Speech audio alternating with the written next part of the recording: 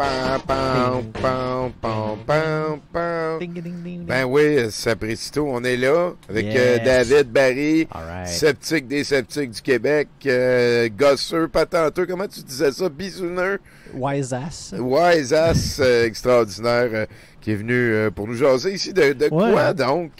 Ouais, ben c'est un sujet assez vaste en même temps que très spécifique. On parlait la dernière fois de l'histoire du blackface aux États-Unis, les shows de minstrel, puis de jusqu'à quel point C'est c'était vrai. Ben fucking big pendant des décennies, puis que l'impact que ça a eu sur la culture, même jusque dans d'autres pays.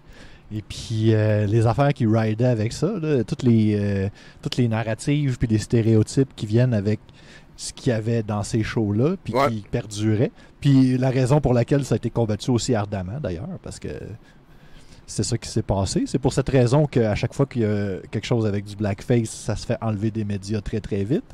Malgré qu'il y a des choses qui pourraient être plus ou moins graves hors contexte ou objectivement parlant, juste à cause que il y a une lutte qui a été très ciblée et puis très intense contre ces médiums-là à cause qu'ils étaient trop présents puis à cause que justement à cause des stéréotypes qui sont véhiculés je là-dedans. comprends, Donc je c'est de ça qu'on parlait. On parlait de comment on peut avoir des blind spots par rapport à ça puis qu'est-ce qui est arrivé à Hergé qui a inclus dans Tintin au Congo toutes sortes de stéréotypes. Des missiers, oui, assez intense. C'était assez solide. Oui. Puis même lui-même était pas trop fier de ça par après. Ce qui est quand même une conséquence là, d'utiliser ces choses-là. Je veux dire, outre l'impact que tu as sur la société, c'est aussi des fois tu feel cheap par rapport à C'est effectivement, c'est toi qui l'as certains fait. propos passés. Après ça, ouais, c'est ça. Fait qu'on parlait de cet héritage-là, puis de comment c'était touché, puis tout ça.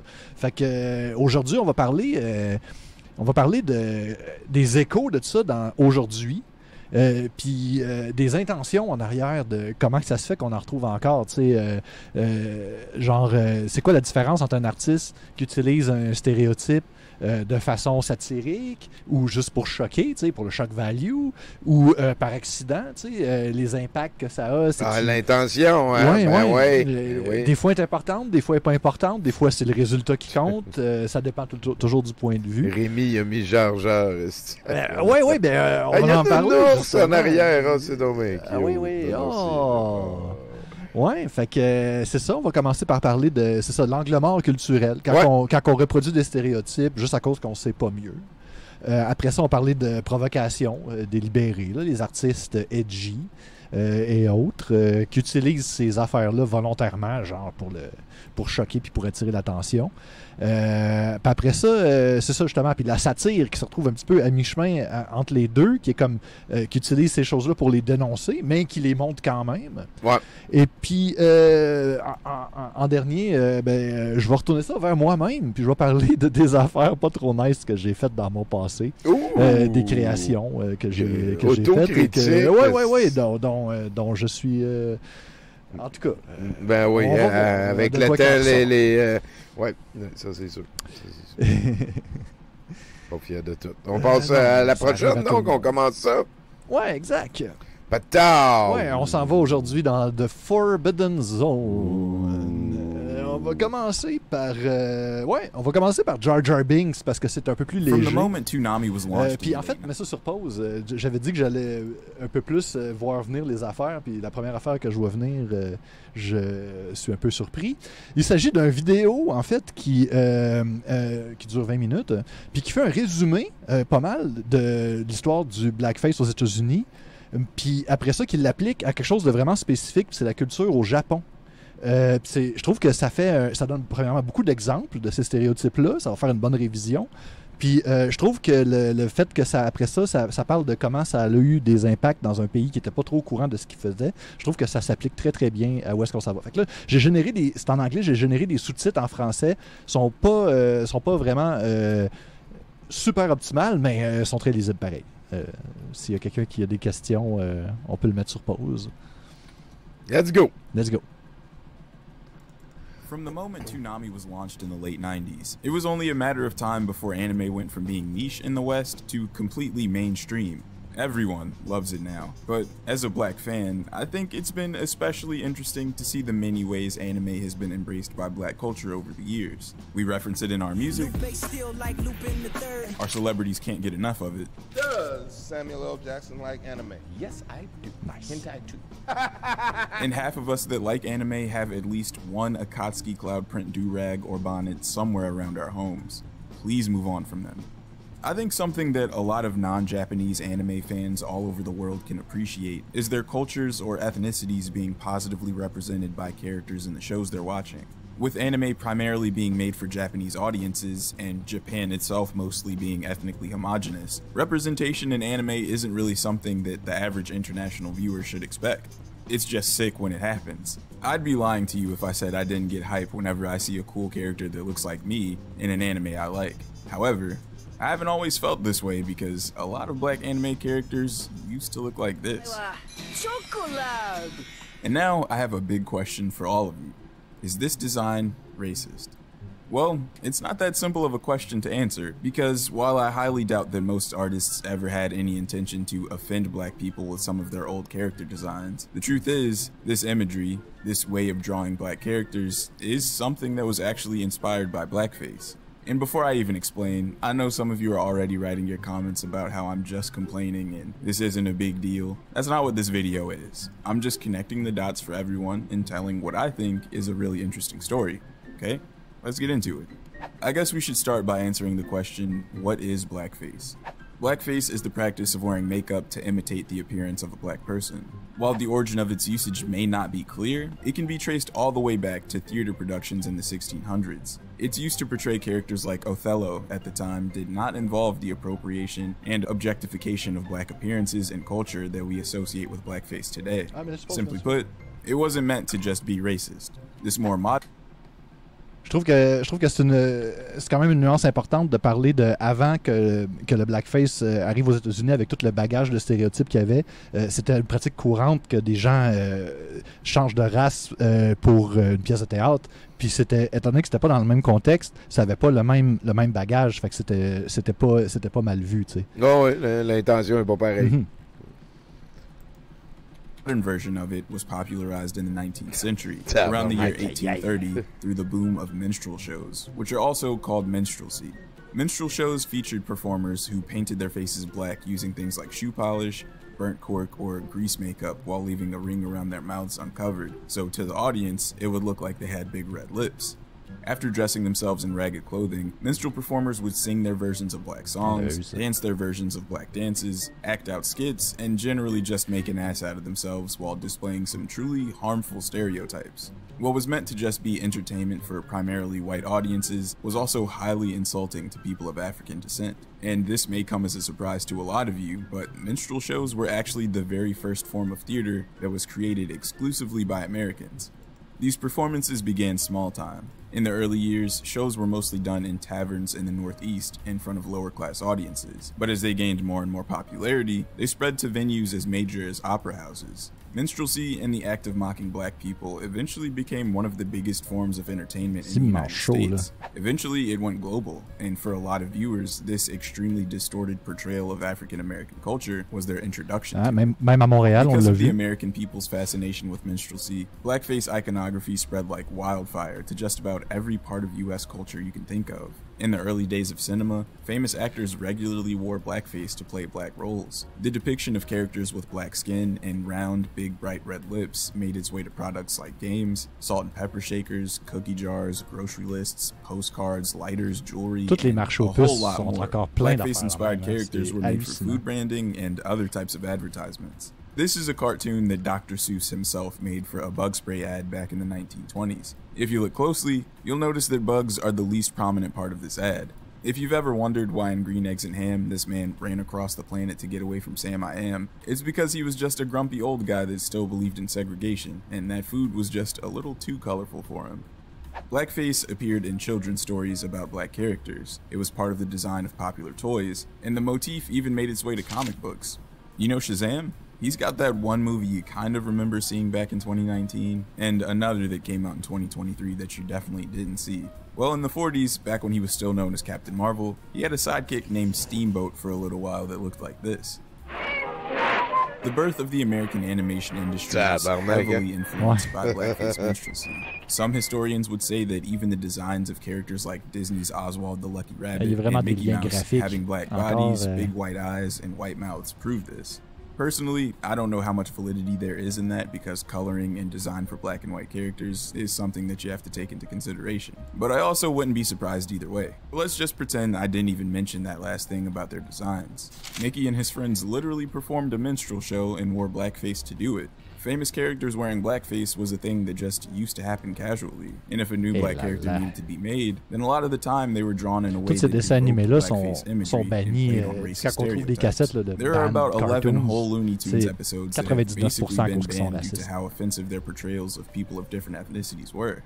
By the 1950s, with the rise of the civil rights movement, blackface had largely become seen as insulting and offensive to black people. Because of this, its common usage was slowly phased out in the US. And by now, you're probably wondering, how did this design even reach Japan? While minstrel shows were reaching their peak in popularity in the West, Japan was just being introduced to America and the concept of blackface. During most of the Edo period, Japan had an isolationist foreign policy named Sakoku, or locked country. Under Sakoku, for well over 200 years, trade to other nations was limited, most foreign nationals were banned from entering the country, and common Japanese citizens were unable to leave.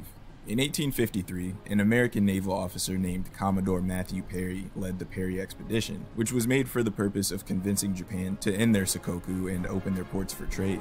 In classic US fashion, Perry and his fleet of ships threatened Japan, a country with no navy at the time, with a whole lot of guns and explosives. I imagine it went something like this. What is the purpose of the visit? Jesus Christ. I said Jesus Christ. Right now. And it worked. The next year, in 1854, Japan opened themselves up for trade. And whenever two countries form a relationship like this, they begin to share their cultures with each other as well.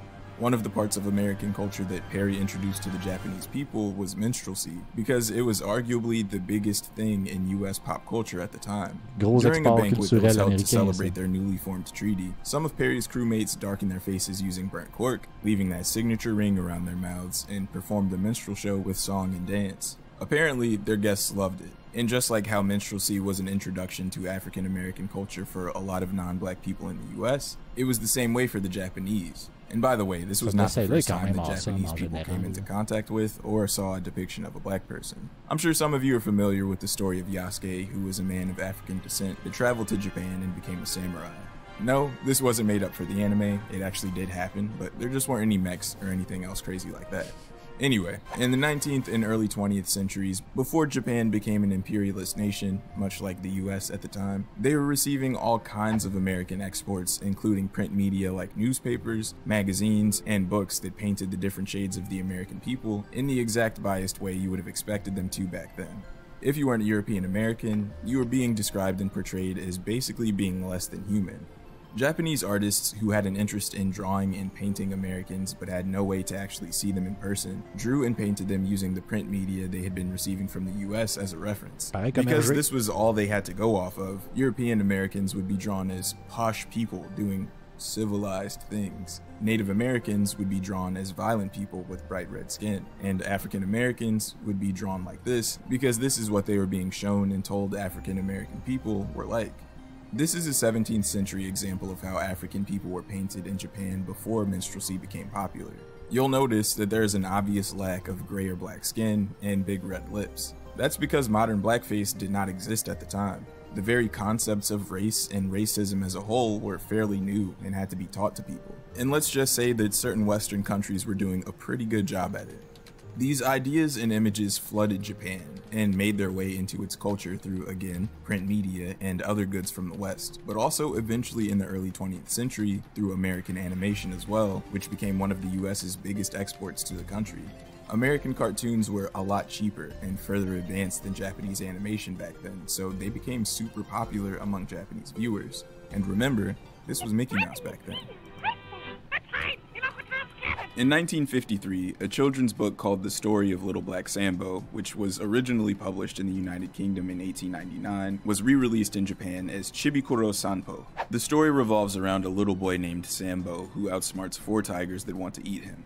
He does this by offering them his new clothes instead. After accepting, the tigers argue over which one of them looks the best, and eventually, they chase each other so fast that they turn into a big pile of butter that Sambo's mom makes pancakes out of.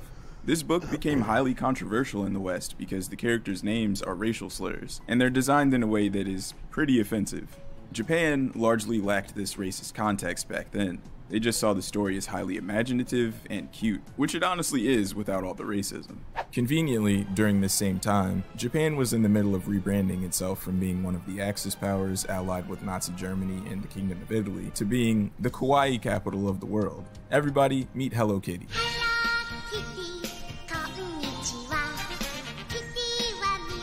The story of Little Black Sambo became a bestseller that was beloved in Japan. I think you can make the argument that this is one of the things that opened the door for blackface iconography, which had become taboo in the United States, to have a new home in Japan. A few years after Little Sambo's Japanese release, a strange toy hit the shelves that stole the hearts of Japanese consumers. This is Dako-chan. It's a jet black, plastic inflatable doll with red donut lips, a grass skirt, a holographic eye that winks at you, and 2 arms perfect for hugging. Initially created as a toy meant for toddlers, Dako-chan became one of the hottest accessories for almost anyone. According to a 1960 Time magazine article, Dako-chan sold over 300,000 units within 2 months. People lined up by the thousands to get their own, and production couldn't keep up with the demand. Scalpers resold them to make a profit, and knockoff versions were made too. The article goes on to say that you could see these dolls hanging off the arms of teenagers, the handbags of young women, the broom handles of housewives, and even on the bodies of strippers. This phenomenon became known as the Dako-chan boom of 1960 because well over 2.4 million of them were sold. It even got shipped to the West under the name Winky Dolls, and continued to make the Takara Toy Company so much money that they were able to become a corporation that naturally would use Dako-chan as their official mascot. They eventually went on to make other notable toys like Beyblades, but during the years before this, a family of 3 formed a group to protest the usage of blackface imagery that had been so widely accepted in Japanese society since the 1920s. In July of 1988, The Washington Post published a report documenting how racist stereotypes and caricatures that had died off in the US were still alive and well in Japan. The primary subject of the criticism in the article is the entertainment company Sanrio, who are known for Hello Kitty. 2 years before this, Sanrio debuted 2 new characters, Little Sambo and his sister Hannah, whose designs were inspired by outdated 19th century stereotypes for African Americans. The minstrel character Sambo was depicted as being happy-go-lucky, lazy, and carefree. Because of the book Chibikuro Sambo, he just became known as a cute little character in Japan almost an entire century later. Sambo and Hannah were a hit in the East, so Sanrio started producing a whole lot of other merchandise featuring them like beachwear, snacks, and toys that sold fast. Hello Kitty is one of the highest grossing media franchises of all time, so let's just say their international fan base is pretty big. And much like you would expect in the late 80s, these characters were met with some serious outrage when they made their way to Western audiences. Fans wrote letters to Sanrio expressing their anger and disappointment over these designs. But before seeing the criticism of the characters, Sanrio made a statement saying nobody in Japan thought of them as racist. They said they were unaware of the history, and that Sambo and Hannah should just be seen as humorous and funny. Fortunately, Sanrio was eventually receptive to the criticism. They discontinued the usage of all of their characters that were seen as racially insensitive. They apologized and then went on to do a whole bunch more to help combat cultural ignorance. At the same time this was happening, a family consisting of a married couple, Toshiji and Kimiko Arita, along with their son Hajima, read the Washington Post's report about Sanrio and felt inspired to make a change themselves. Literally the month after they read the article, the 3 of them founded the Association to Stop Racism Against Black People. That was actually the name they came up with, and they ended up doing some good work. Most of their activities included searching for and purchasing hundreds of products with blackface imagery for research purposes and to spread awareness. They also launched protests and sent letters to the corporations of different industries that might have been capitalizing off of offensive iconography. It's not an overstatement to say they made waves. One of their earliest protests ended with the publication of Chibikuro Sambo being discontinued in Japan for a while. Another protest made Takara stop using Dako-chan as their mascot, and they even began making their Winky dolls in other colors that weren't offensive. And another made a drink company named Calpis stop using their blackface-inspired logo they had been known for since 1923. It wasn't long before the association set their sights on the manga and anime industries as well. The work of the legendary Osamu Tezuka was among the first to receive scrutiny. He is arguably the most influential mangaka of all time, and has the nickname the Godfather of anime for a reason. It's because of him that anime became known for its characters having big eyes.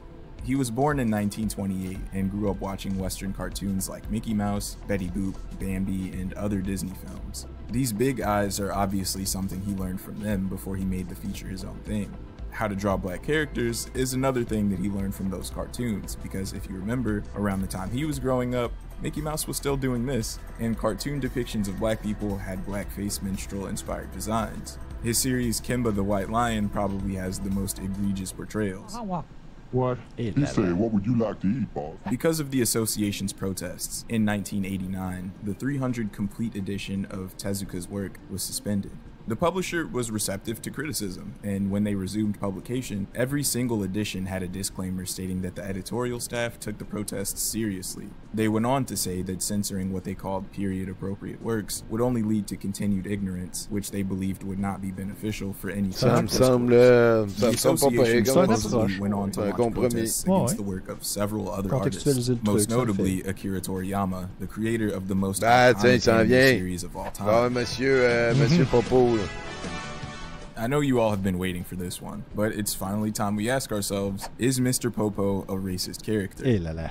D'après toi. How could he be a racist? His best friends are green. His design, on the other hand, and the fact that he's a servant, are definitely not a good look, but it's probably not intentionally offensive. And I only say probably because while I am a big fan of Akira Toriyama, so much so that I tried to become a Super Saiyan at least 4 times as a kid, I don't know that guy. He can be whatever he wants to be. I think the most frequent argument I've seen over the years from people who say Mr. Popo was not inspired by blackface was the fact that he wasn't supposed to actually be a black character. He's a genie. Duh. Let's just pretend for a moment that Mr. Popo wasn't so obviously based on the same exact Sambo design that got Takara and Sanrio in trouble before. Here are what the actual black characters in Akira Toriyama's work looked like in the 80s and early 90s. It wasn't just a Dragon Ball problem either. The black characters in his series Dr. Slump share the same defining feature, those big-ass red donut lips. I haven't watched or read Dr. Slump, but I do know that for much of the Dragon Ball series, most of the characters of different ethnicities are all caricatures based on stereotypes, which are all about simplification. A stereotype can be defined as an oversimplified, generalized belief about a group of people that is based off limited knowledge or personal experience. The most recent data I could find about diversity in Japan reported that around 98% of Japanese citizens were ethnically Japanese. Back in the 90s and the decades prior, in which most of these ridiculously designed characters were created, there just wouldn't have been a whole lot of easily accessible references available to help artists accurately depict specific groups of foreign peoples. I'm not trying to make excuses, and I definitely don't think there are any for cases that happened after the creation of the internet, but being realistic, you have to know better in order to do better. According to companies like Sanrio, blackface imagery was just seen as humorous and cute in Japan at the time. And this makes a lot of sense because the minstrel shows that introduced Japan to blackface in the first place were supposed to be fun entertainment. For the most part, the people these shows were meant to make a mockery of weren't in the country saying, hey, this is hurtful, maybe don't do it. It took a Japanese family randomly reading an American news article and saying enough is enough for a lot of changes regarding the usage of offensive imagery to be made in their country. Over the years, the donut lip design has become its own thing. They aren't just a feature that are given exclusively to black characters anymore. Anyone can have them, and I've read comments that said they're supposed to be funny. I'm just not a big fan of the design in general, but that doesn't really matter. I want to end things off by asking you, what do you all think about the design itself or any of the information that you learned in the video? Maybe you feel like telling me that all of this was nonsense. Let me know your thoughts in the comments. I plan on responding to as many as possible.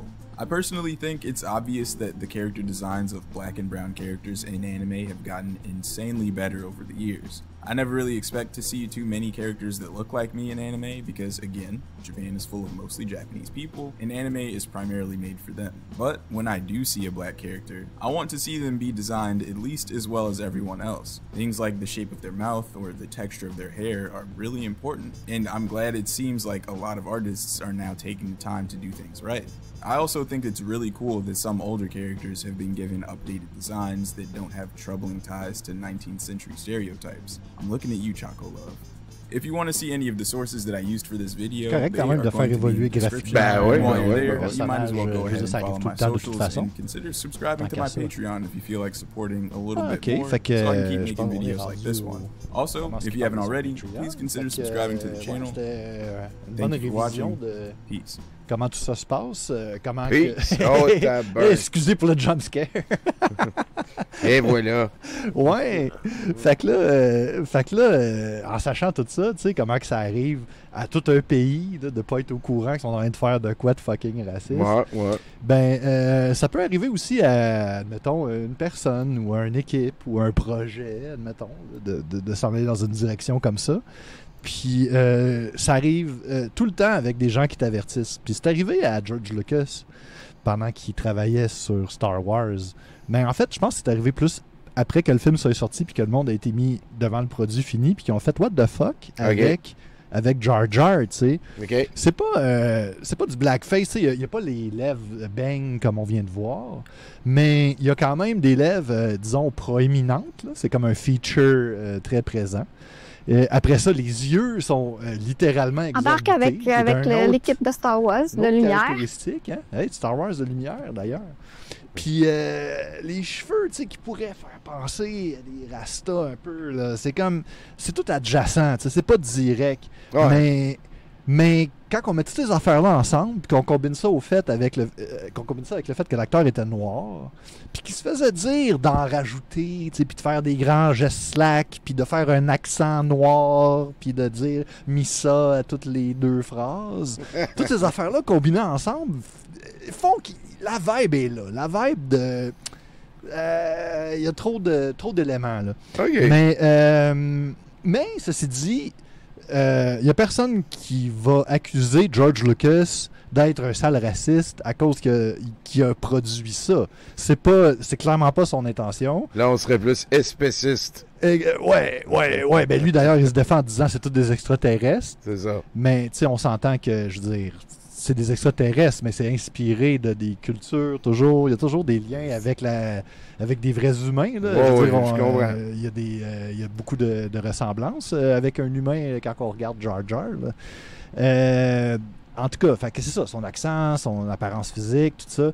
Mais bref, OK, c'est certain que c'était un accident, mais n'empêche qu'il n'a pas fait attention, puis il a ignoré du feedback quand même. Là. Ouais, c'est ça. Puis on va le voir réagir d'ailleurs à ce feedback-là après, là, dans le prochain... Maintenant. The movie is pretty neutral. It is in outer space. These are aliens. How in the world you could take an orange amphibian and say that he's a Jamaican? I mean, even the idea of taking his ears and calling them dreadlocks is kind of a strange stretch as far as I'm concerned. I mean, it's completely absurd. Il ne voit pas du tout. Là. Mais en tout cas, en même temps, je comprends son point. Lui, c'était pas son intention. Mais quand on fait pas attention ou quand on... En tout cas. Fait que là, surtout qu'il n'était pas... C'était pas un personnage bien plaisant non plus. Non, mais au moins, c'était pas un méchant. Justement, l'autre exemple, dans Nightmare Before Christmas. Oogie Boogie. Oogie Boogie. Puis là, je trouve, on va changer un petit peu de catégorie dans l'intention, parce que éventuellement, on va arriver sur le fait que les auteurs étaient au courant de ce qu'ils faisaient avec ce personnage-là. Fait que, encore une fois, c'est un peu oblique, c'est pas directement, tu sais, il n'y a pas les lèvres, il n'est pas noir. Sauf que c'est le seul personnage dans tout le film dont la voix est clairement interprétée par une personne noire, qui en met d'ailleurs plus pour l'aspect un peu personnage du truc. OK. Il est aussi accompagné de musique qui est 100% jazz, alors que tous les autres personnages... il y a la meilleure tune. Oui, il y a la meilleure tune, effectivement. C'est ça, mais là où est-ce que ça se corse un peu, c'est au niveau du nom, en fait. Parce que Oogie Boogie, c'est comme une déformation de Ooga Booga. Puis ça, ça vient genre de Tarzan, puis c'est quelque chose qui est utilisé comme un raccourci pour parler de quelque chose qui est primitif ou qui est comme... c'est pas autant associé quasiment autant avec les hommes des cavernes que d'autres choses, mais Il y a aussi le mot boogie tout seul qui est un slur pour les personnes noires dans certains autres époques, autres endroits. Là. Disons qu'aujourd'hui, ça va pas nécessairement choquer, mais en tout cas, coïncidence encore, probablement, tu sais. Mais tout ça arrive, puis c'est ça. Fait que là, t'as ce personnage-là qui est... ouais, c'est ça. Ça, c'est à propos de Ooga Booga, justement. En faisant la recherche, je suis tombé sur cet artiste-là qui a fait un disque où il se réapproprie toutes les musiques faites par des Blancs qui imitent des Noirs, puis il a utilisé ça dans le titre de son album. Puis la prochaine image, c'est lui, où est-ce qu'il décrit d'où est-ce que ça vient, Ooga Booga, où est-ce qu'il l'a entendu le plus dans sa vie. Là, moi, c'est Forbidden Zone, le prochain fichier. Ah ouais? Ouais. Ah, je l'ai enlevé! J'ai une affaire Oingo Boingo aussi. Ok, oui, c'est ça. Ok, ouais, fait que... Ouais, c'est ça. Fait que... Ooga Booga... Mais là, ce qui arrive, c'est que Nightmare Before Christmas...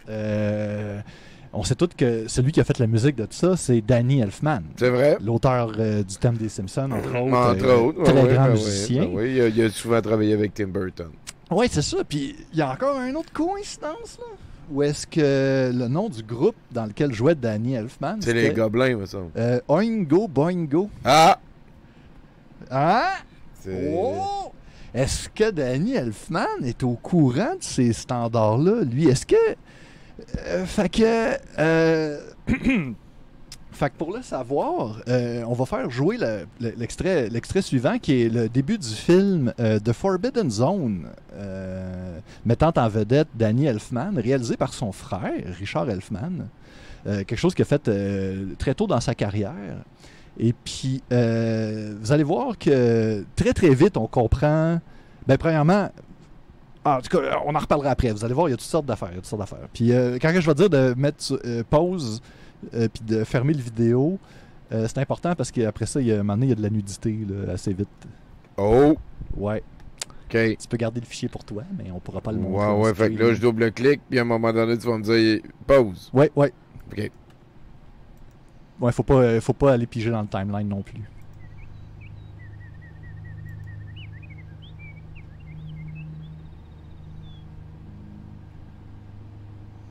Local Pimp. Ouais, fait que là, ça parle d'un pimp. Vendeur de narcotiques et un espèce de petit malfrat. Et est entré dans une maison vide qu'il possédait. Et pendant qu'il empilait de l'héroïne dans le sous-sol, il est tombé sur un livre mystérieux pour trouver...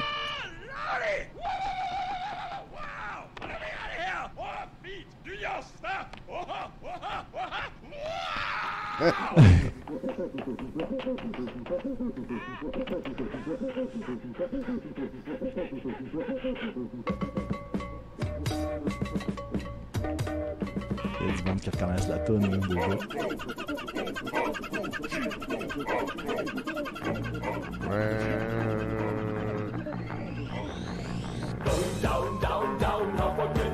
Le style banger.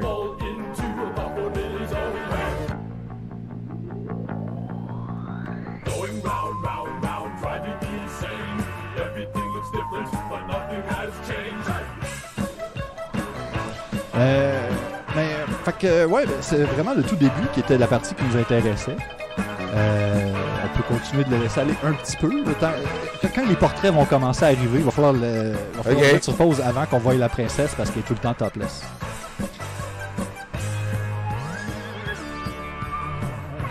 Tu vois, j'ai jamais vu ça. Non, mais t'as déjà entendu ça, par exemple. Ah oui, la toune. La toune de Dilbert. Ouais, c'est ça. OK, là, c'est le temps de mettre pause, vite, avant que la princesse arrive. Ouais, le roi est interprété par un nain. Donc, ce qu'on voit là, c'est un film qui était fait avec l'intention, disons, de... Tu sais, c'est un film très série Z, là, très cabaret ça a l'air style, capoté. Très capoté. Je me rappelle pas avoir vu ça, là. Ça a l'air d'être quelque chose, j'aurais dû voir ça. Une bonne curiosité, je te la recommande. Il y a des longueurs quand même. Fait que c'est ça, ce film-là, il nous démontre que les gens qui l'ont fait, ils ont quand même une bonne maîtrise de ces stéréotypes-là, parce qu'ils ont tous utilisé dans le premier 10 secondes. Ouais. Fait que là, le bénéfice du doute, il est évacué. Fait que je sais que Danny Elfman est au courant de ce qu'il fait quand il utilise ces stéréotypes-là, étant donné qui a fait un film qui voulait choquer délibérément avec. Ça se peut. Ouais. Ben, en tout cas, moi, c'est là que ça m'amène. C'est un hommage? Ça peut être un hommage? Ben, pour vrai, ça peut aussi être juste utiliser des stéréotypes qui sont choquants sans vraiment savoir pourquoi. C'est quelque chose qu'on fait souvent, j'imagine, quand on essaye de faire de l'art. On fait de l'art. On prend des risques, on pige dans des choses... ouais, c'est ça. On se dit, on va... Puis là, on check ça, nous autres, ici, en 2025, mais ça, c'était quoi, de 1982. Fait que c'est une autre époque. Ça change quand même pas mal les affaires. Là. Les choses étaient pas mal plus brunes en 82. Mais toujours est-il qu'il y a quand même des citations de Danny Elfman qui a participé, qui a écrit dans le fond les tunes du film. Il a participé à l'élaboration des personnages. Il a vraiment co-créé tout ça. Puis avant que le film sorte, il y avait déjà des craintes que le personnage de Oogie Boogie soit considéré comme raciste par le NAACP. Parce qu'il connaissait déjà les stéréotypes, tu veux dire, c'est ça ton argument? Oui, je comprends. Il était déjà inquiet avant que le film sorte. C'est ça, Puis il y a une des writers qui travaillait sur le film qui avait émis des objections par rapport au nom, par rapport aux connotations de tout ça, puis ça a été un peu balayé du revers de la main. Il est bon. Moi, je pensais que c'est un vrai monstre de vraie mythologie. Là. Ah non, c'est tout créé. C'est ça. Je pensais que, genre comme... je sais pas, le bonhomme 7 heures, là, tu sais, ou Baba Yaga, ou, tu sais, ils ont pris quelque chose de quelque part. Là, pis, non, c'est ça. Ben, en fait, puis pour vrai, là, je suis pas là pour dire que vous pouvez pas regarder The Nightmare Before Christmas ou le montrer à vos enfants, là, c'est pas, y a rien de grave là-dedans. Ben non, c'est ça, moi, je pense que c'était quelqu'un qui s'amusait à jouer avec le feu, de mettre des petits symboles, des petits... Puis aussi, tu sais, t'en laisses beaucoup sur l'intention de la personne depuis le début qu'on parle de ça. Là. On n'est pas en train de dire faut canceller ces personnes-là, puis tout ça, c'est tout croche. Là. Mais ceci dit, il y a quand même un peu l'aspect pernicieux où est-ce que le seul personnage noir est le méchant, puis il est clairement comme codé comme un personnage noir dans sa voix, dans tout ça. Vrai, l'association avec le gambling aussi, tout ça. Fait que, en tout cas... Au moins, il s'occupait de ses enfants. Ben oui. Toujours est-il que Danny Elfman, si vous n'êtes pas certain, là, juste à faire une recherche puis à voir qu'est-ce qui est question depuis 2023, il a été MeToo assez solide. Donc, malheureusement. Comme tous mes héros des années 90 sont devenus des cranks. D'ailleurs, l'auteur de Dilbert... lui aussi, il l'a échappé. Grosse... Il a fait confiance à un charlatan pour son cancer, puis là, il va mourir. Puis là, il est complètement dans la sauce. Fait que c'est ça. C'est ça un peu le risque avec être un artiste puis un agitateur, quelqu'un qui veut provoquer en même temps, c'est que ce passé-là qui te suit, veut pas, à la fin. Ça n'a pas empêché Danny Elfman d'avoir une job chez Disney, mais... dans d'autres cas, ça peut quand même nuire à un moment donné d'avoir ça dans son passé. Puis, pour revenir à Oingo Boingo, est-ce que tu es au courant un peu de c'est quoi leur discographie? Ben, un peu, là, mais pas tant que ça. Ça a l'air... J'en ai pas réécouté depuis longtemps. En fait, j'en ai pas réécouté même pour ça. J'ai juste fait une recherche rapide. Puis leur numéro 1, le top 1, la première tune de leur premier album, leur tune, leur premier gros hit. Le titre c'est I Love Little Girls. Ouais, c'est ça que Joy disait tantôt. Ils ont écrit une tune sur la pédophilie pour choquer. Ouais, c'est ça. Fait que c'est une tune up la joie, vue du point de vue d'un pédophile qui explique qu'il aime bien ça, lui, les petites filles. Puis c'est quand même un gros move d'avoir ça comme numéro 1. Je dirais que c'est pas quelque chose... Personnellement, c'est pas une décision que je serais capable d'assumer, d'être sur scène puis de dire ces mots-là dans un personnage.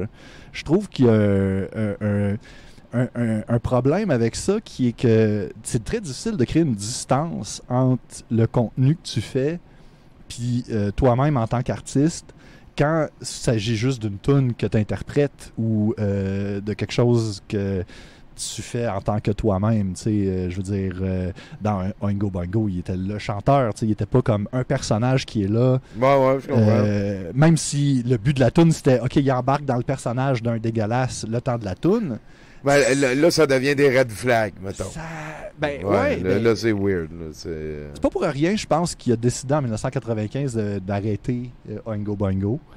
Parce que j'ai l'impression que quand on va aussi loin dans la provocation, c'est des choses qui ont une durée de vie utile, qui est limitée, en tout cas pour les gens qui le produisent. Après ça, il y a le problème que, admettons, toi, tu es clair dans ta tête que c'est un second degré, tu fais un personnage, c'est absolument dégueulasse les paroles, mais tu tombes sur des gens qui trippent non ironiquement sur ta toune.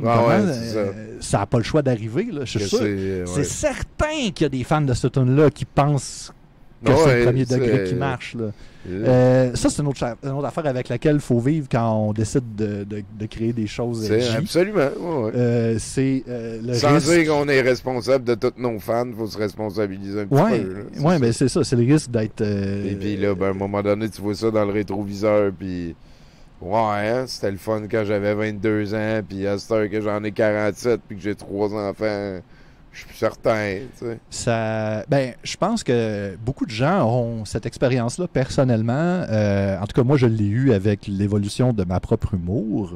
V'là 20 ans, disons, que je faisais plus souvent des jokes extrêmement edgy, tu sais, des surenchères entre amis, ça peut aller loin, des jokes de bébé mort, tout ça, on sait de quoi que je parle. C'est quelque chose que je fais plus aujourd'hui parce que... Puis je pense qu'il y a un âge pour ça. Je pense que c'est normal quand tu es à un âge où il n'y a personne de tes amis qui sont en âge d'avoir ou d'avoir perdu des enfants. Je pense que ça a un impact sur ta perception du monde, puis ça te permet de faire ces jokes-là sans que ça te dérange trop. Mais quand tu arrives à un âge où il faut que tu te demandes, est-ce qu'il y a quelqu'un dans mon entourage que ça pourrait aller vraiment comme stabber, là? C'est là qu'à un moment donné, ces affaires-là prennent une perspective différente, je pense. Puis l'humour, c'est compliqué en estime. Non, c'est ça. Puis c'est pour ça non plus que je blâme pas personne pour faire des mauvaises jokes, à part s'ils savent mieux. S'ils persistent et signent. Exactement, tu sais, comme... c'est ça le... On salue Simon-Olivier Fecteau. Ouais, c'est ça. Comme je disais aujourd'hui, si... c'est là la toune. Ouais, si tu as le réflexe d'écrire... si tu te demandes si tu devrais écrire joke entre parenthèses à la fin de ton post, tiens le piton backspace à la place. Ben oui, c'est... Ou garde-la pour une autre fois, là, dans 10 ans, peut-être. Ouais, là, fait que là, ici, c'est Danny Elfman qui explique c'est quoi sa démarche. C'est qu'est-ce qui m'a fait écrire ça. À ce point-là, je faisais juste grabber toutes les affaires qui me popaient dans la tête, les personnages, puis chanter de leur point de vue de ces personnages-là. Comme ça reflète pas sur moi, tu sais. Je pensais que c'est le fun, puis irrévérencieux, puis j'étais là pour choquer tout le monde. Fait que, c'est une démarche valide, remarque. Surtout si le groupe et toutes ces tunes sont de même. Je veux dire, à un moment donné, c'est ça. C'est pas nécessairement... en tout cas. Oui, absolument. Il y a les paroles. Les paroles, on pourra pas nécessairement les dire à haute voix. Une question de ne pas se faire clipper. Fait que ça donne... Vous voyez la vibe. Disons que hors du contexte de la musique, c'est extrêmement glauque. Sûrement que la musique aide pas, en fait. Le contraste entre les paroles joyeuses et tout ça. Qu'est-ce que c'est ça? Fait qu'on va jumper à un autre provocateur. Mike Wilkinson? Mike Winkelmann. Vous le connaissez sous le nom de Beeple. Beeple, il a vendu... lui, il faisait un rendu 3D à tous les jours. Okay. Il a commencé ça quand j'étais encore au cégep.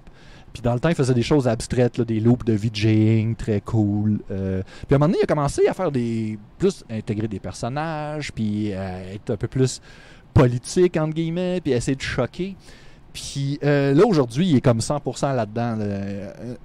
Un de ses rendus sur 3 qui a Elon Musk dedans ou Donald Trump. Okay. Et puis, ce qui arrive avec Beeple, c'est que son propos est vague.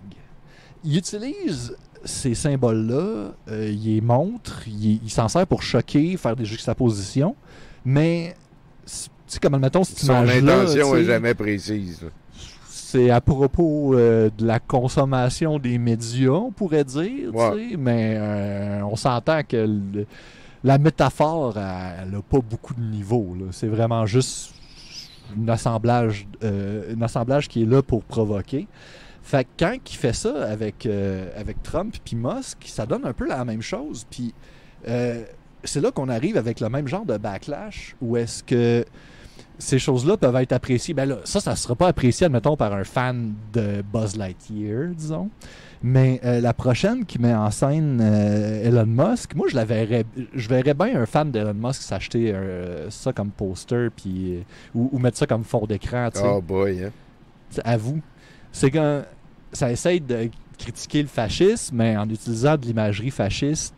C'est difficile de pas utiliser de l'imagerie fasciste sans que ça soit glorifiant, étant donné que c'est tout à propos que ça soit glorifiant, ces imageries-là.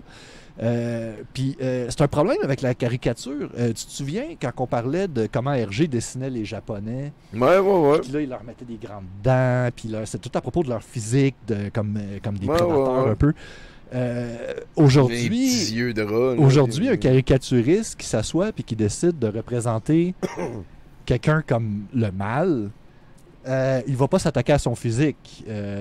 Surtout si, admettons, on parle de quelqu'un qui a un gros nez puis qui manipule en arrière, puis là, tu fais comme... Là, tu te retrouves, oh shit, j'ai fait une caricature antisémite par accident. Fait que le raccourci, en fait, le recours le plus direct, c'est d'utiliser l'imagerie fasciste. Fait que t'habilles quelqu'un en Hitler, tu l'habilles en SS, tu mets de l'architecture brutaliste. L'hyperbole qu'on dit. Ouais, c'est ça. Mais cette hyperbole-là, elle utilise exclusivement toute l'imagerie nazie des années 40, puis tout ce bagage visuel-là qui tourne autour de ça. En tout cas, ça, là, ça, ici, il y a ça. Fait que c'est ça le piège avec ça, c'est que tu te retrouves avec utiliser une imagerie que les gens que tu essaies de critiquer trippent dessus aussi. Fait que tout le monde ajoute ta niaiserie. Oui, c'est ça, tu sais. Comme là, montre-moi un fan de Trump qui va pas trouver ça fucking awesome. C'est le cadavre de Joe Biden avec... tu sais, c'est... Avec Trump avec un six-pack. Je pense même Trump qui trouverait cette image-là nice, tu sais. Ben oui. Ça me rappelle, il dirait, oui, sûrement ici. Un autre exemple, là, c'est pas tant humiliant. Lui, c'est sa vie, là, de faire ça. Il fait ça. Puis ça participe ça les mythologise aussi. Ça les rend littéralement plus grande nature, mais ça leur donne plus d'attention, que je m'excuse d'ailleurs de propager une étape de plus. on plateforme irresponsablement. Ben, ça fait partie de ça. Oui, c'est ça. Ben, pour les dénoncer. Comme je mets un clip de Jean-Jacques. Là, exact.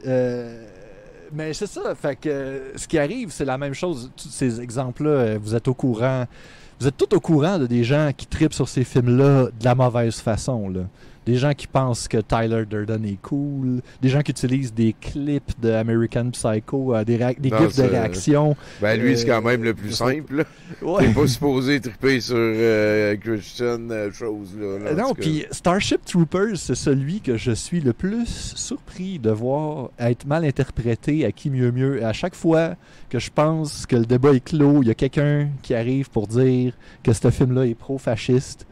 Alors que c'est clairement une parodie qui essaye de le rendre le plus ridicule possible. Mais ils tombent dans les mêmes pièges que, malheureusement, ces sautes-là, ils paraissent bien. Qu'est-ce que tu veux? C'est des bons tailleurs qui les faisaient. On s'en sort pas. Je pense que... C'est vrai que Verhoeven, il est pas mal intelligent. Là. Oui, ben oui. OK. Non, mais Starship Troopers, c'est un des films les plus clairs et les plus mal interprétés en même temps. C'est comme... c'est hallucinant, en fait. C'est ça qui rend une œuvre vivante d'être discutée, hein? Ah oui! Tant bien si... écoute, tu veux participer, Et j'ai appris le kung-fu à mon hamster. Tyler Durden, je peux comprendre que c'est quelque chose...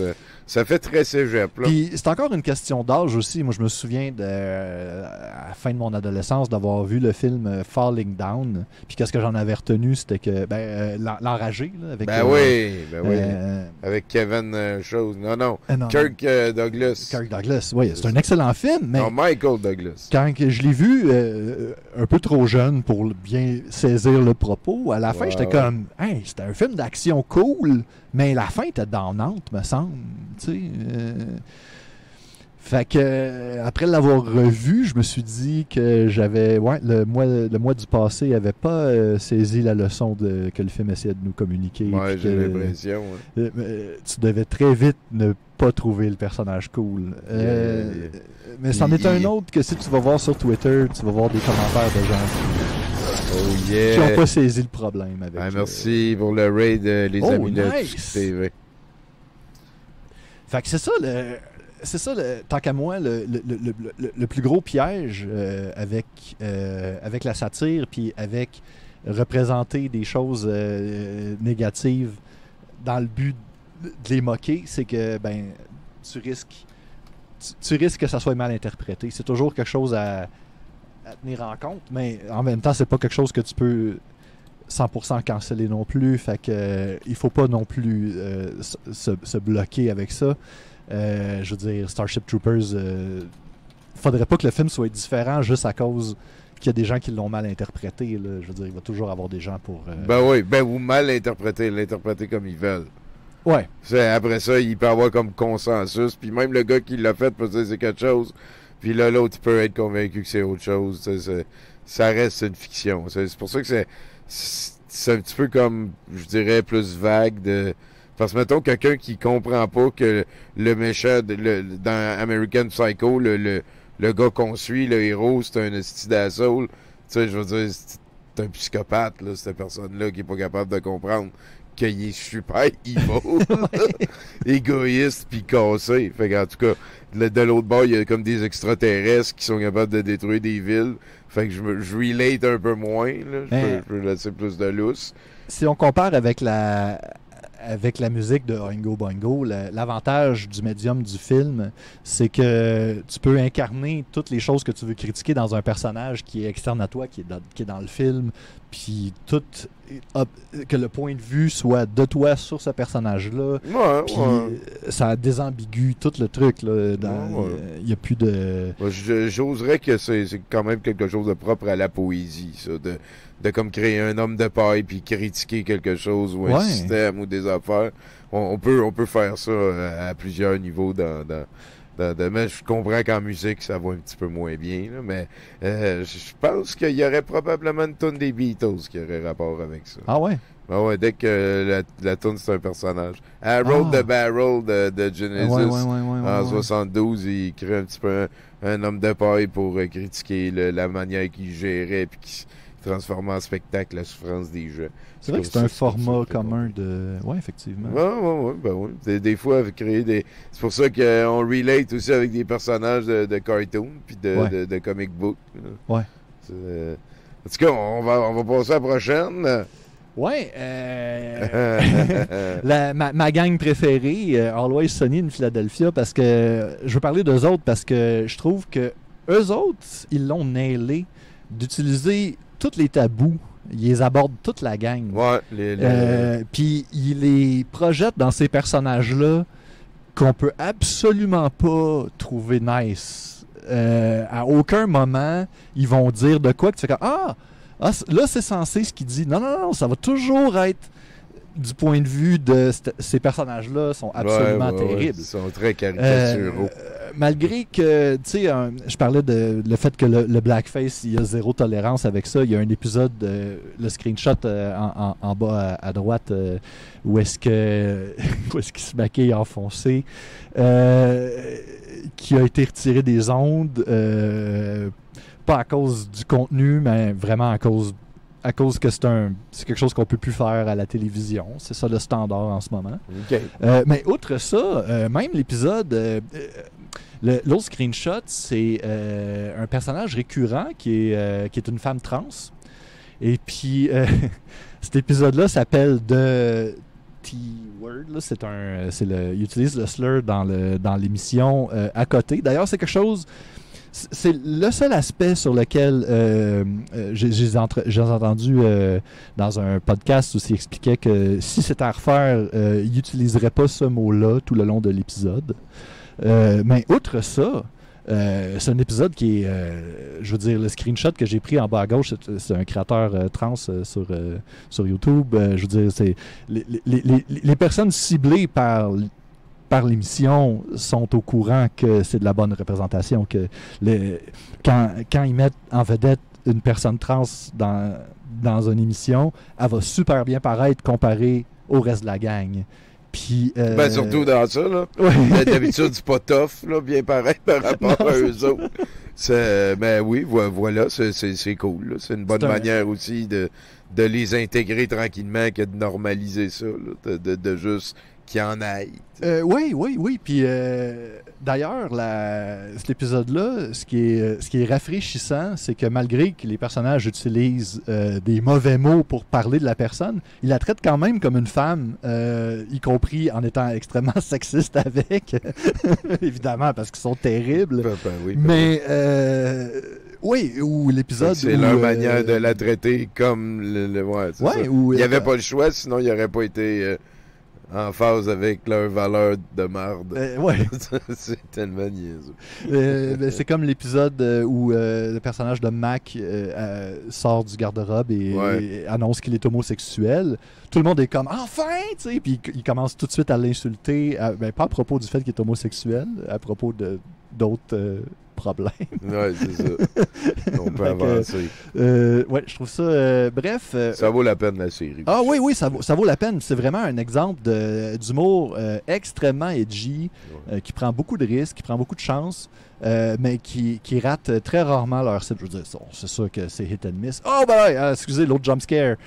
Le contre-exemple par excellence de quelqu'un qui, à toutes ses shows, il se retrouve dans une situation où est-ce qu'il faut qu'il explique qu'il y a la moitié de son show qui voulait dire le contraire, puis l'autre moitié de son show qui voulait dire qu'est-ce qu'il pense vraiment, mais exagéré. Fait que ça, premièrement... c'est donc bien résumé, ça.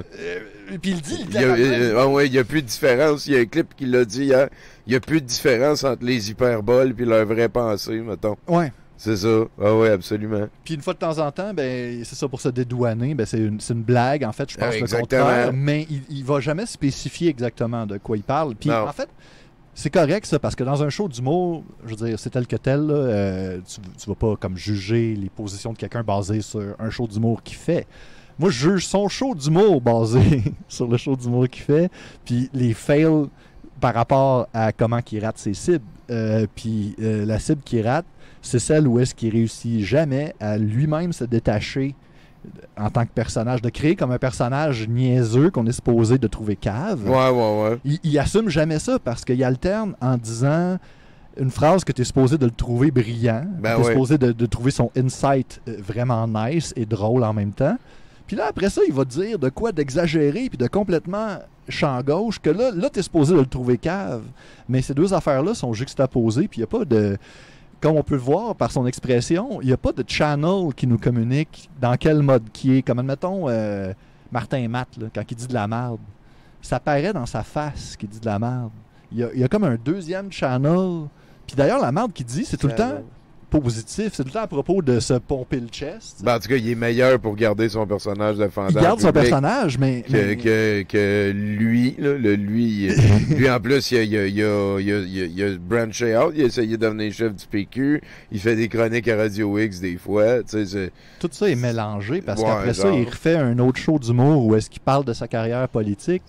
Toutes ses vraies opinions sont mélangées à travers de ça. C'est un mess compliqué, complet. Peut-être. Mais moi, j'ai pas vu le show, là. J'ai pas vu le show. moi non plus, j'ai pas vu le show. Ah. J'en ai vu des extraits. Ah, ben là. Mais j'ai pas vu ce show-là. Ça, c'est le vidéo que j'ai choisi pour screenshotter. Là. OK. Non, mais je m'en suis tapé là, de ses shows et de ses numéros. Je sais c'est quoi son... je sais comment il marche. Là. OK, Puis, hey, tu devrais m'amener des meilleurs extraits. On pourrait faire une rétrospective.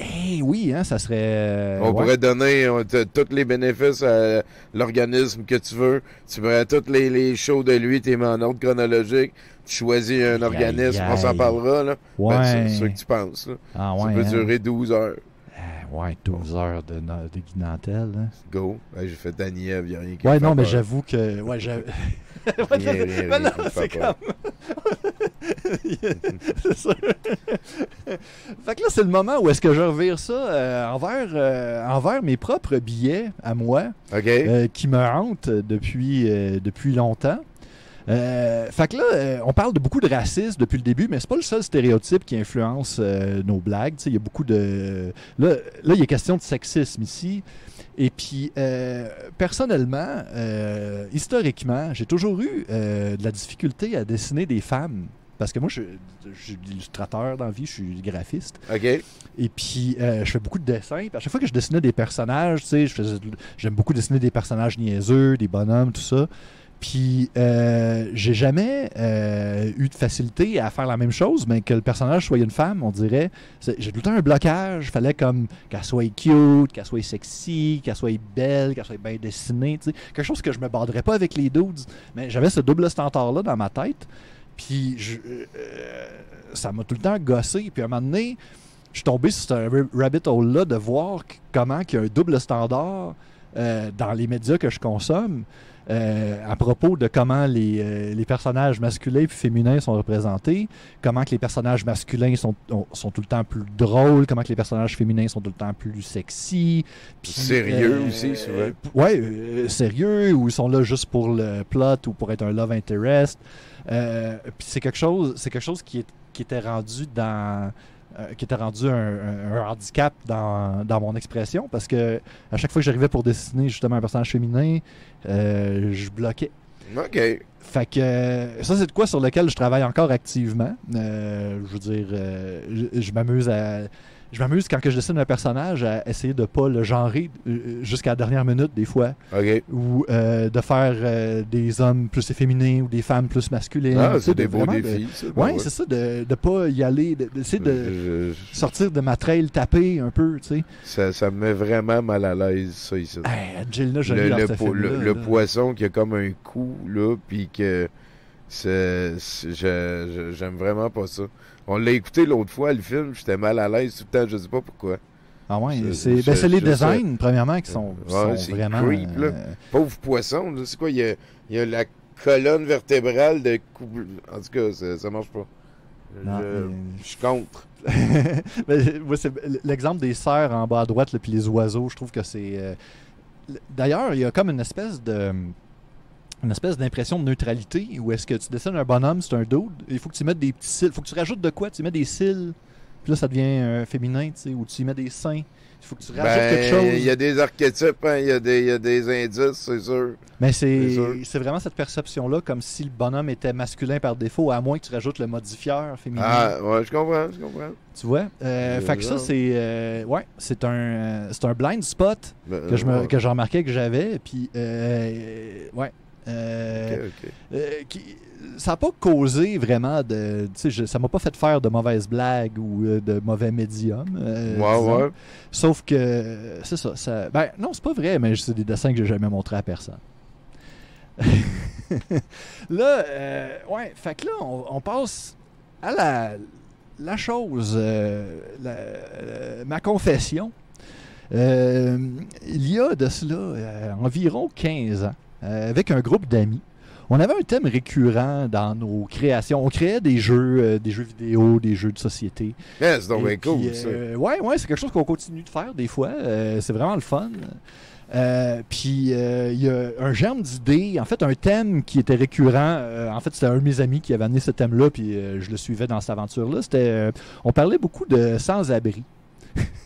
Je sais pas pourquoi, lui, c'est quelque chose qui l'inspirait. Puis il avait fait un prototype de jeu qui appelait Hobo Tycoon, inspiré par les jeux de Railroad Tycoon et tout ça. Un prototype qui a jamais vraiment évolué, là, où est-ce qu'on était comme du point de vue d'une personne itinérante, puis il fallait quêter, tout ça. Puis à un moment donné, ça a évolué. On a fait un jeu de cartes avec le même thème. C'est toi qui dessines ça? On a tous participé. Il y a des dessins que c'est moi qui ai fait là-dedans. Il y en a que c'est. On a sorti un kit d'impression en caoutchouc là, pour faire le lettrage. Il y a un chien. Oui. Il y a 2 chiens, il y a 3 chiens. C'est ça, il y a des poubelles, des journaux, des chiens. L'idée, c'est que c'est ça.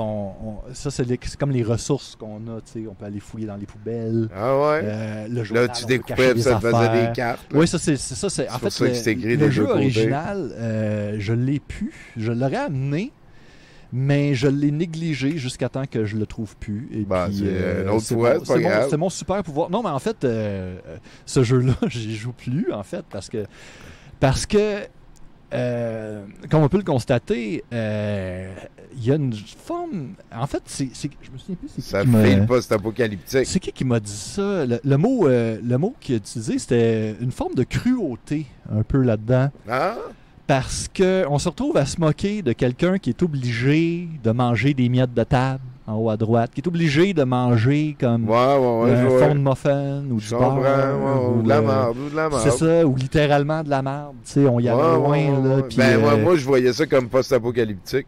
Oui, pour vrai, la mécanique du jeu fonctionnait, puis c'est un jeu que je sais qu'à un moment donné, je vais le refaire le thème pour que ça soit pas offensant. Que ça soit mieux justifié. Pour que ça soit pas à propos de se moquer des gens qui sont plus mal pris que nous. Pas faire un oogie-boogie de ton Danny Elfman. C'est ça. Fait que c'est ça, c'est l'espèce de cruauté inhérente à être des gens qui sont aucunement dans cette situation-là, qui jouent des cartes, puis qui, tu sais, quand on joue à un jeu, on est tout le temps en train de commenter à propos de ce qui se passe, puis comme le roleplay un peu. Ouais. Puis à un moment donné, j'imaginais, tu sais, des kids commencer à jouer à ça, puis à se mettre ces idées-là dans la tête, puis c'est comme tous les préjugés qu'on avait, là, toutes les, tu sais, c'est un jeu aussi, là. Boire de l'alcool à friction, mais c'est parce que ça se retrouve à être un véhicule pour tous ces stéréotypes-là, mine de rien, qu'on a comme tout regroupé dans un gros paquet. Là. Parce que là, moi, je vois rien d'autre que ça. Puis je comprends pour, mettons, si c'est un jeu actuel, là, tu peux dire que c'est un jeu post-apocalyptique. Puis on mange ce qu'il y a là, dans le post-apocalyptique. Ouais. C'est parce que t'es devenu woke, David. C'est ça, le woke mind virus. Ça de même. Mais on fait toutes des affaires quand on est jeune. Moi, ça fait 20 ans que je fais des shows qui sont enregistrés puis tout. Il y a des affaires, c'est sûr, en 2004 que j'ai dit que je dirais, voyons, c'est c'est sûr, j'ai des excuses à faire puis il y a des affaires que je pense plus du tout. Puis il y a des affaires que je pense encore. Ouais. Fait que c'est ça. Fait que la... 8X, 3X. C'est dans le fond, le jeu consiste à manger de la bouffe, boire de l'alcool. La bouffe te donne des points de défense, l'alcool des points d'offense, puis après ça, on se tape sa gueule. C'est un peu. C'est très basique comme mécanique. À place de des dés, on tire des scènes noires. Le thème est vraiment comme imbriqué. Là. C'est difficile à retémer, mais ça pourrait évoluer. T'as juste à dire que c'est des robots. Puis il faut qu'ils ramassent du jus de batterie, puis des batteries. Ouais, en fait, je pensais utiliser une vraie catastrophe économique, puis faire comme si on était tous des collectionneurs de NFT dans la marde. Ah, j'aime ça. Tu sais, c'est de se moquer, tu sais, puncher up un peu. C'est ça, oui. C'est ça, dans le fond, oligarque Horus, mettons, là. Ouais. C'est la... C'est ça, fait que aujourd'hui, c'est ça, la misère, tu sais, j'assume plus ce que j'ai fait à l'époque. C'est ça. Je le désavoue un peu. Et puis, mais ceci dit, tu sais, pas assez pour ne pas le montrer ou en avoir 100% honte. Là. C'est ça. Parce que, tu sais, c'est le mois du passé qu'il l'a fait. C'est un esti de cave. Celui-là d'aujourd'hui, il est un peu moins cave, mais il faut que j'admette qu'il y a ses blind spots aussi. Ben Puis, oui, ben oui. C'est important de revisiter ces affaires-là, de retomber dans ces... Tu sais, une fois de temps en temps, là, aller lire des vieilles affaires ou justement des vieux streams puis faire comme « Ah ouais, je suis content d'avoir évolué un peu. » Ben, on se le souhaite à tout le monde. C'est sûr et certain. Parce que ces décisions-là qu'on choisit, les affaires qu'on décide de se moquer ou de glorifier, veut pas, ça a un impact autour de nous autres. Ça, c'est vrai. Sur la perception que les autres ont de ces affaires-là. Oui, c'est même... attends un petit peu, check. Je vais continuer à parler si tu veux. Tu sais, fait que c'est ça l'idée de punch up, punch down, parce que... C'est même le sujet principal du livre le plus important que j'ai lu pendant la pandémie. Ah ouais. Hein? Ouais. Si ça te tente, je te le prête. Absolument. Absolument. Je vais le pogner en lis, version électronique parce que c'est un lire, livre très blanc. Puis j'ai les mains souvent très tachantes. Donc... Tu crois ça. Mais c'est vraiment bon, là, pour vrai. You are here, c'est ça. Lui, il voit comme... Il dit que l'Internet, c'est comme un écosystème, puis là, ben, le parallèle, c'est un peu ça, là. Que si nos intentions sont de faire chier des gens, c'est pas la même affaire que si on crée quelque chose, puis que nos intentions, c'est juste d'incarner la patente de la manière qu'on la connaît. Mm-hmm. Les intentions, c'est super important. Ouais. Puis il y a eu plusieurs créateurs dans le blog sur les animés qui ont accepté de s'excuser parce qu'ils savaient pas, puis tout. Ça aussi, c'est beau. Ça aussi, c'est d'être capable de reconnaître que je savais pas que ça voulait dire autre chose pour d'autres personnes. Ouais. Puis moving forward. Puis tu sais, c'est la cancellation woke, souvent, ça fait pas moins mal qu'on pense, j'ai l'impression. Ben, ça fait toujours mal de se rendre compte qu'on a tort, là. En tout cas, même physiquement ma mal. version de la cancellation woke à moi, mettons. c'est ça que Mais j'aurais dû dire. c'est très comprenable que des gens réagissent à la défensive parce que ça fait filer très cheap des fois de réaliser ces affaires-là. Puis... Ben oui, que ça fait longtemps qu'on est comme qu'on a un comportement qu'on trouve drôle, mais que ça blesse des gens sans que ce soit notre intention en arrière, mettons. Là. Mm-hmm. Ben oui, absolument. C'est sûr qu'il y en a. Oui. Fait qu'il faut quand même être à l'écoute de ces affaires-là, puis pas se blinder. Si tu files cheap après une joke, c'est peut-être un indice qu'il y a de quoi de pas idéal avec l'angle. Et puis, c'est ça, c'est se demander qu'est-ce que tu... par tes propos, qu'est-ce que tu valorises, puis qu'est-ce que tu détruis, qu'est-ce que tu descends, dans le fond. Ben oui, puis, des fois, c'est ça, on sait pas, mais on utilise un symbole ou une phrase ou juste même une référence, puis il y a du bagage qui ride avec ça, qu'on n'est pas au courant. Ben, c'est ça, c'est quand quelqu'un nous en avertit. Parce que ça arrive, tous les exemples, tous les pires exemples de cancellation, il y avait des drapeaux rouges pendant, j'ai l'impression, comme si on pense à Slav, il se l'est fait dire tout le long là, que c'était pas idéal son casting. Il y avait des gens qui l'avertissaient d'avance. Oui, c'est une pièce de théâtre avec Robert Lepage. Robert Lepage, oui. Il y a eu des gens qui l'ont averti que c'était probablement un faux pas avant qu'il le fasse. Ouais. Puis, je veux dire, à un moment donné, c'est sûr qu'il y a une question d'orgueil, il y a une question de... ce qu'on a l'impression de faire, comme Danny Elfman, peut-être qu'il avait l'impression de faire des références obliques au dessin animé, des noirs et blancs en faisant Oogie Boogie, puis que dans le fond, lui, il pensait pas du tout à faire des clins d'œil à des choses racistes. Puis il voulait pas plaire aux pédophiles, mais c'est ça que la toune qui a pogné, que tu sais, puis qui est associé. Ouais. Fait que j'ai brûlé au travers de mes slides assez vite. Hein? Ça a bien été. Ouais. Ben oui, c'est parfait. Moi, ça me va bien. Écoute, on invite-tu les gens à suivre ta plage? Les sceptiques des sceptiques du Québec? Les sceptiques des sceptiques du Québec sur c'est Facebook. C'est de la bonne job, ça. C'est de la bonne job, ouais, merci. C'est une job. Ça fait longtemps que j'ai pas posté dessus parce que je commence à être tannés d'eux autres.